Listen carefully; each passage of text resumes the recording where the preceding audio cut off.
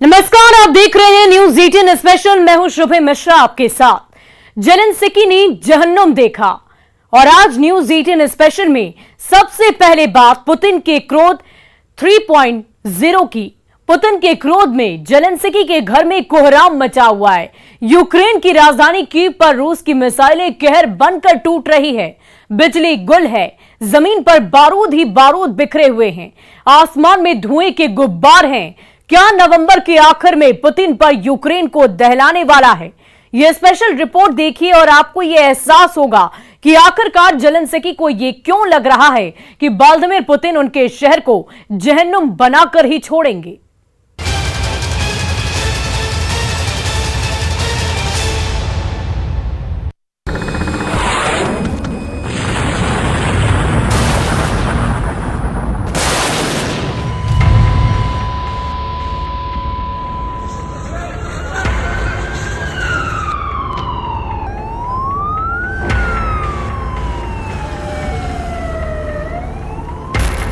Putin का गुस्सा Kyiv पर कहर बनकर टूटा है।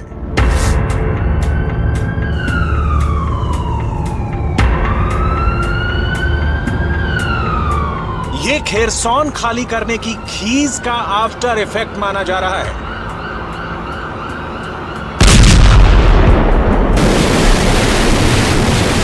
यूक्रेन की राजधानी का बुरा हाल है।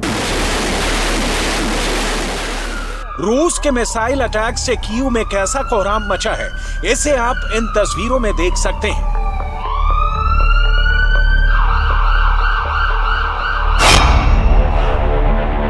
पुतिन का क्रोध 3.0 वीडियो नंबर 1। मिसाइल अटैक में कीव में अफरा तफरी मची हुई है।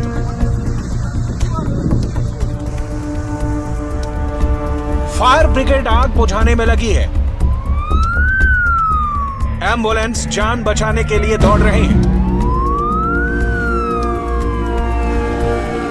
फायर ब्रिगेड की दो गाड़ियां मौके पर डटी हुई हैं। रूस की मिसाइल ने कीव में जो बारूद की आग लगाई है उसे बुझाया जा रहा है।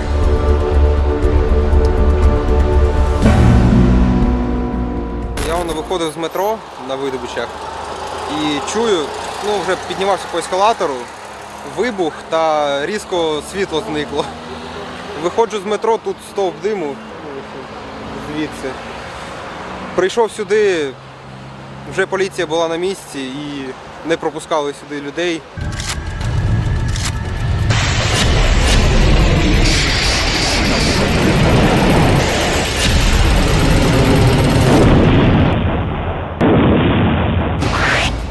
रूस की सेना ने कीव में मिसाइलों से ताबड़तोड़ हमले किए हैं।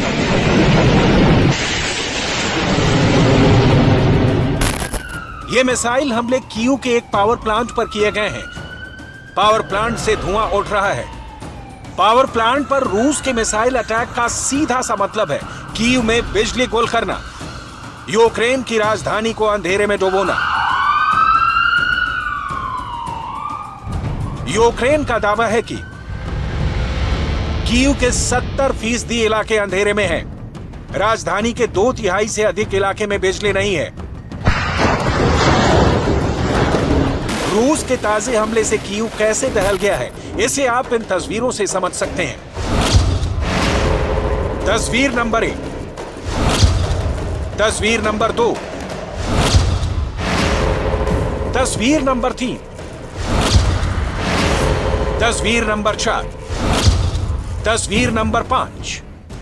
यूक्रेन का दावा है कि इस मिसाइल हमले से बुनियादी सुविधाओं के साथ साथ रूस ने रिहायशी इमारतों को भी नुकसान पहुंचाया है।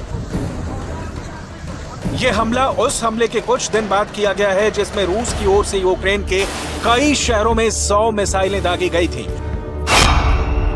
पुतिन का क्रोध 3.0 वीडियो नंबर 2। रूस के ताजे हमले के इस दूसरे वीडियो को देखिए। आग की ज्वाला भड़की हुई है, धुएं का गुबार उठा हुआ है और दमकल विभाग के लोग आग बुझाने में लगे हुए हैं।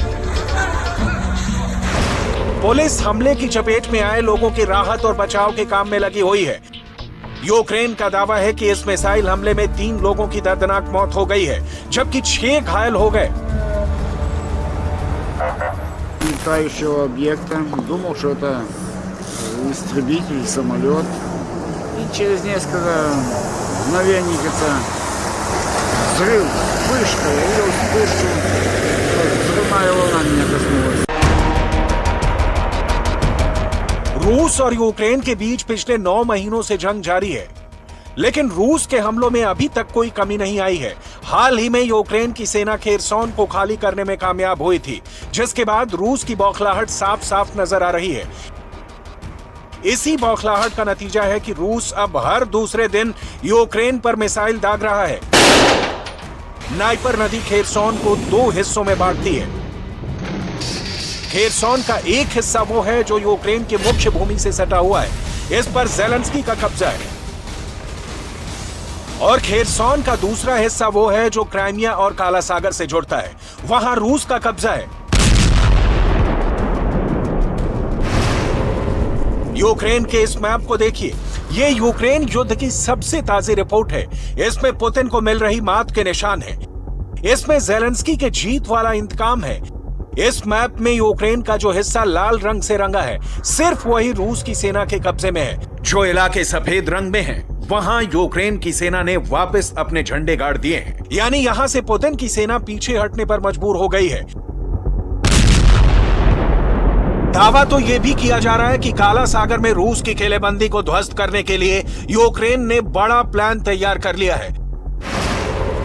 पश्चिमी मीडिया ने दावा किया है कि इसी प्लान के तहत ज़ेलेंस्की की फौज ने काला सागर के तट पर मौजूद किनबर्न प्रायद्वीप को पूरी तरह अपने कब्जे में लेने के लिए हमला शुरू कर दिया है।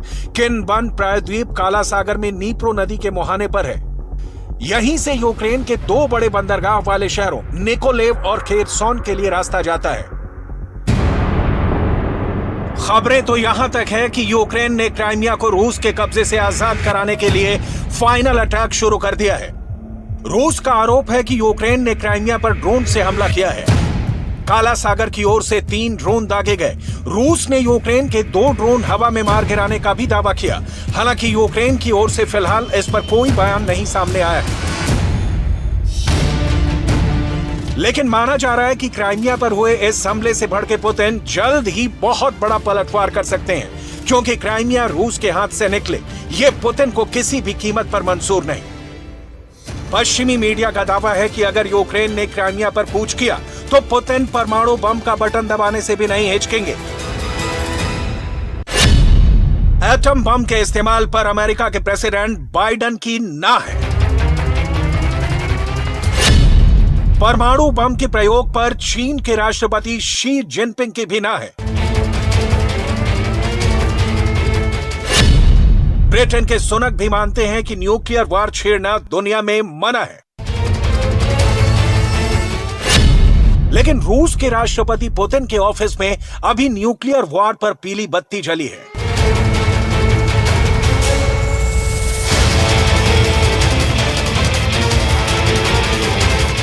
पीली बत्ती का मतलब आप जानते ही हैं, पीली बत्ती यानी इंतजार का वक्त।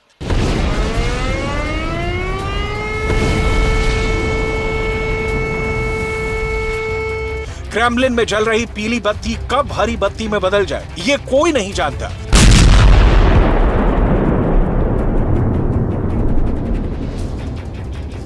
ग्रीन लाइट जलते ही रूस का परमाणु बम यूक्रेन पर फूट सकता है।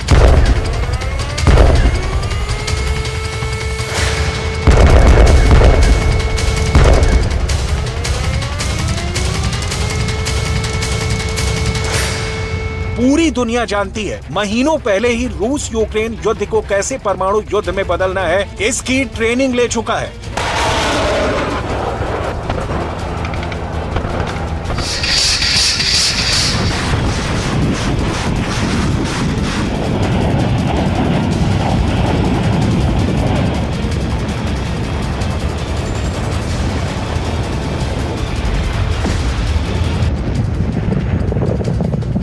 परमाणु युद्ध की नौबत आई तो कैसे न्यूक्लियर बॉम्बर से रूस यूक्रेन पर परमाणु बम गिराएगा, ये पूरी दुनिया देख चुकी है।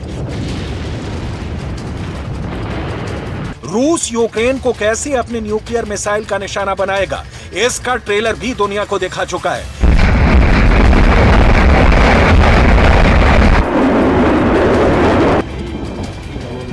परमाणु पनडुब्बी से कैसे न्यूक्लियर मिसाइल दागी जाएगी, इसका भी अभ्यास हो चुका है। काला सागर में युद्धपोत के जरिए रूस कैसे यूक्रेन में न्यूक्लियर वार शुरू करेगा, इसका भी रिहर्सल हो चुका है।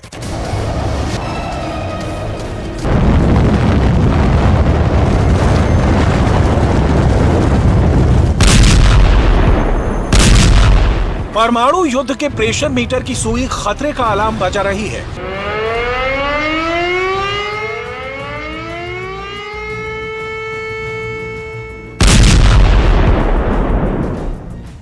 पुतिन के इस परमाणु युद्ध वाले प्रेशर मीटर पर पूरी दुनिया की नजर है, क्योंकि यह प्रेशर मीटर यूक्रेन युद्ध के परमाणु युद्ध में बदलने का संकेत दे सकता है।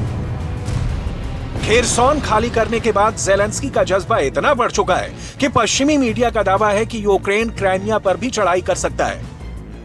लेकिन खेरसॉन में कामयाबी के बाद अगर ज़ेलेंस्की ने क्राइमिया की ओर देखा तो परमाणु युद्ध तय माना जा रहा है।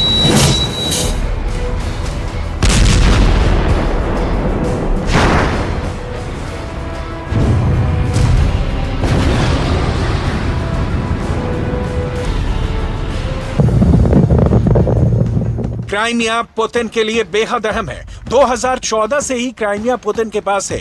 क्राइमिया में रूस ने कई एयर बेस और नेवल बेस बना रखे हैं। उसी के रास्ते से उनकी सेना को हथियार और दूसरी जरूरी चीजें पहुंचाई जाती हैं। और अगर इतने अहम क्राइमिया से हाथ धोने की नौबत आ जाए तो फिर एटम बम ही आखिरी विकल्प बच जाता है।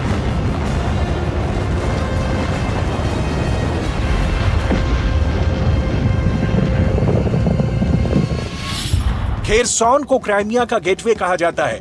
माना जा रहा है कि खेरसॉन में जीत के बाद यूक्रेन की सेना दक्षिण में क्राइमिया की तरफ आगे बढ़ेगी। यानी ज़ेलेंस्की की सेना का अगला निशाना क्राइमिया होगा, जिसे पुतिन किसी भी सूरत में बर्दाश्त नहीं करेंगे। फिर क्राइमिया से परमाणु युद्ध वाली कयामत के आने से कोई नहीं रोक सकता। ऐसा क्यों कहा जा रहा है, इसकी एक झलक दुनिया पहले भी देख चुकी है।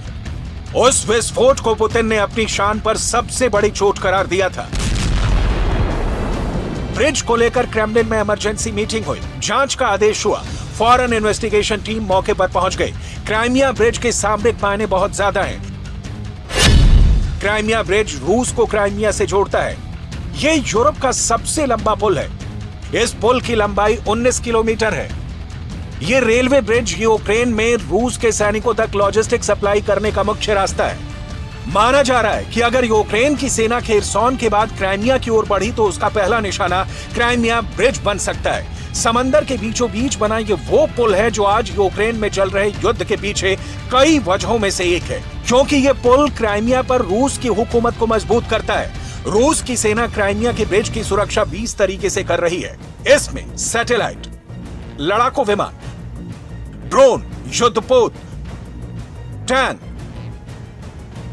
गोताखोर, military dolphin, rocket launcher, hand grenade और बख्तरबंद गाड़ियों सहित 20 तरीके से इस ब्रिज की सुरक्षा की जा रही है।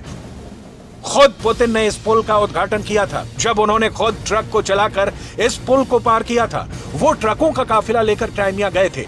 पुतिन का ट्रक ड्राइवर के तौर पर क्राइमिया पहुंचना रूस की ताकत का एक और मुजाहिरा था।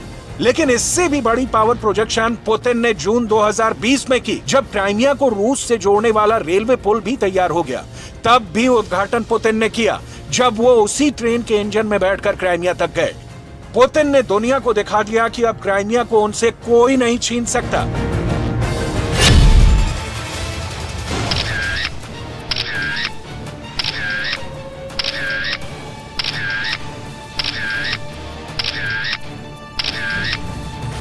क्राइमिया के कर्च ब्रिज पर हुए हमले के बाद यूक्रेन को भारी कीमत चुकानी पड़ी थी। कीव समेत 7 शहरों पर पुतिन के गुस्से की आग बरसी थी। ईरान से मिले ड्रोन से पुतिन ने वहां ऐसा कहर बरसाया था कि पूरा यूक्रेन दहल उठा था। ऐसे में अगर अब यूक्रेन की सेना क्राइमिया की ओर बढ़ी तो पुतिन खुद को परमाणु बम का बटन दबाने से नहीं रोक सकते।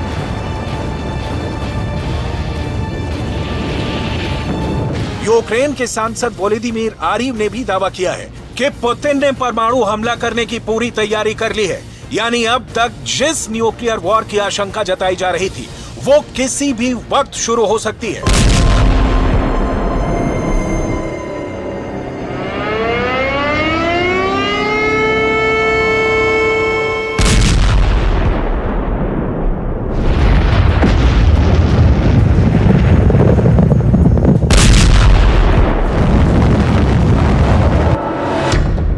वोलोदिमीर आरिव के दावे के मुताबिक पुतिन का एक हाथ न्यूक्लियर मिसाइल को लॉन्च करने वाले बटन पर रखा हुआ है, जिसका मतलब यह हुआ कि अगर पुतिन का सब्र जवाब दे गया तो यूक्रेन का नामो निशान मिट जाएगा।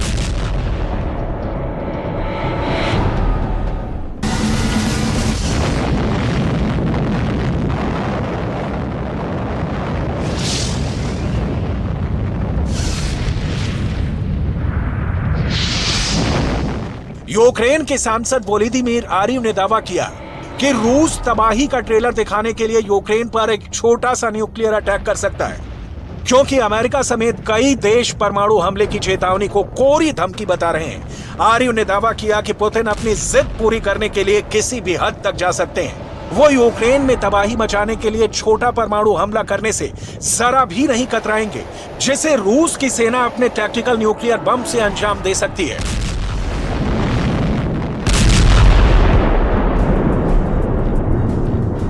लेकिन उस युद्ध के शुरू करने से पहले कीव पर मिसाइल दागकर रूस ने ज़ेलेंस्की को चेतावनी दिया है। चेतावनी ये कि क्राइमिया से दूर रहो, वरना परमाणु बम फटेगा और यूक्रेन का दुनिया के नक्शे से नामो निशान तक मिट सकता है। और यूक्रेन की राजधानी कीव पर व्लादिमीर पुतिन का गुस्सा यूं ही नहीं फूटा है।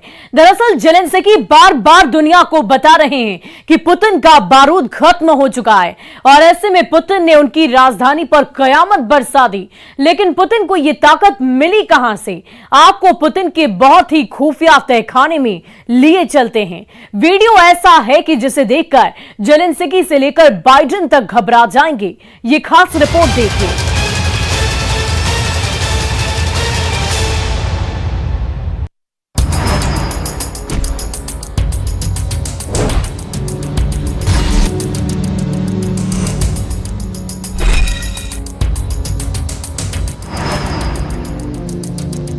पुतिन का तहखाना, पुतिन का बहुत ही सीक्रेट अड्डा, और वहां से आया है ज़ेलेंस्की और बाइडेन को परेशान करने वाला वीडियो। ये है कैब 500। ये रूस का लेजर गाइडेड बम है।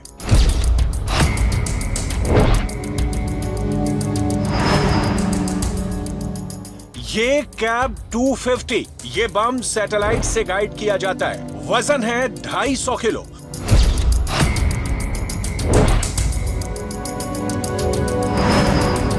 और ये बम देखिए, ये कैब 500 का टीवी कमांड गाइडेंस वाला बम है।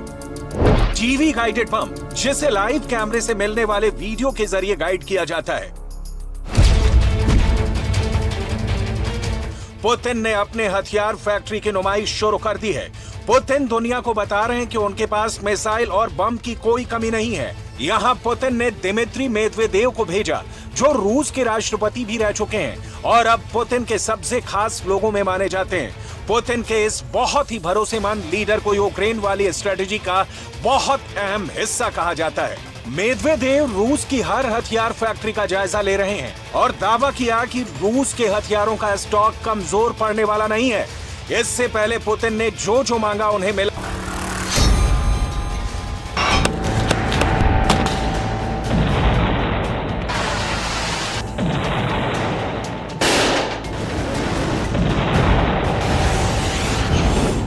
इससे पहले पुतिन ने जो जो मांगा उन्हें मिला है। पुतिन ने जब टैंक मांगा, रूस की सेना को टैंक मिला। पुतिन ने ड्रोन मांगा, रूस की सेना को ड्रोन मिला। पुतिन ने मिसाइल मांगी, रूस की सेना को मिसाइल मिली। पुतिन ने मांगे 3 लाख सैनिक, रूस में फौरन नई भर्ती शुरू हो गई।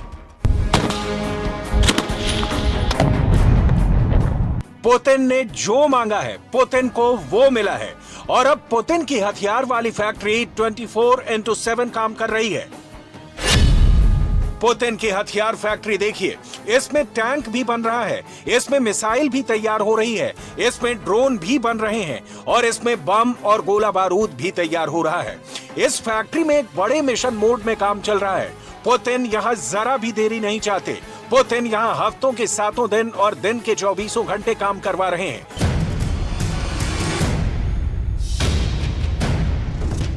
पुतिन की हथियार फैक्ट्री में क्या क्या बन रहा है, कौन कौन से हथियार तैयार हो रहे हैं, इसकी पूरी डिटेल आपको बताएंगे।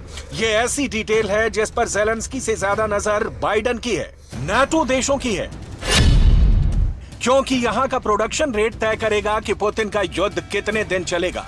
पुतिन इस रेट को 100% वाली गारंटी से बरकरार रखना चाहते हैं। हथियारों का प्रोडक्शन बढ़ा और असलहा तेजी से तैयार हुआ तो पुतिन ज्यादा दिन तक युद्ध कर पाएंगे। हथियारों का प्रोडक्शन थमा और गोला बारूद कम तैयार हुआ तो पुतिन का युद्ध और उनका नाटो के खिलाफ एजेंडा औंधे मुंह गिर जाएगा। पुतिन को अपने हथियारों की फैक्ट्री की पल पल की अपडेट चाहिए। पुतिन की नजर फैक्ट्री के उत्पादन पर है। पुतिन की नजर हथियारों की लॉन्चिंग और उससे थर्राते यूक्रेन के शहरों पर भी है। पुतिन नहीं चाहेंगे कि उनका प्रोडक्शन रेट गिरे, वो नहीं चाहेंगे कि हथियारों की फैक्ट्री खामोश पड़े। पुतिन नहीं चाहेंगे कि यूक्रेन पर उनके हमलों की रफ्तार थमे। पुतिन इस वक्त बहुत गुस्से में है। Построена таким образом, чтобы ничего не мешало нам добиваться конкретного, нужного всем результата. При этом такая работа должна быть системно выстроена. Например, पुतिन दिन रात अपनी हर फैक्ट्री की खबर लेते हैं और इसलिए उन्होंने रूस की सुरक्षा परिषद के उप प्रमुख दिमित्री मेदवेदेव को एक ऐसी फैक्ट्री में भेजा जहां रूस के हथियार बनाए जा रहे हैं। इससे पहले वो मेदवेदेव को टैंक वाली फैक्ट्री में भी भेज चुके हैं जहां T-90 टैंक का प्रोडक्शन तेज करने का ऑर्डर दिया गया है। Европейские страны демонстративно игнорируют элементы ядерного шантажа со стороны украинской власти, например, провокации в отношении Запорожской атомной станции. Зная о попытках Киева создать грязную ядерную бомбу, а также готовности разместить на своей территории ядерное оружие стран НАТО, недавно президент Украины призвал страны Запада нанести превентивные ядерные удары по России.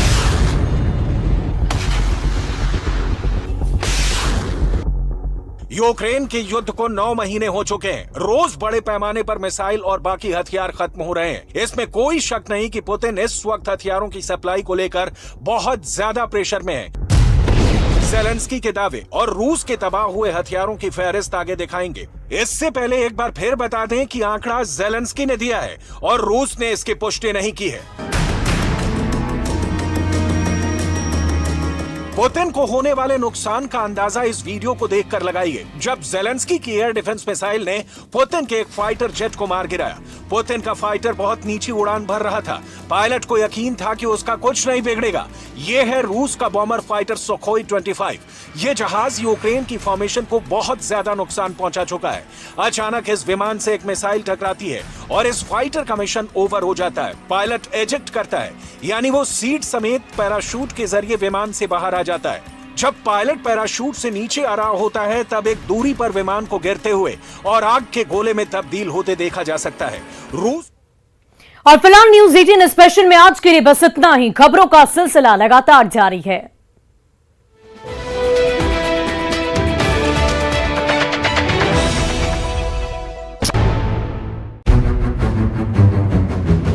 बाद अभिराज और आरती की शादी करा दी गई।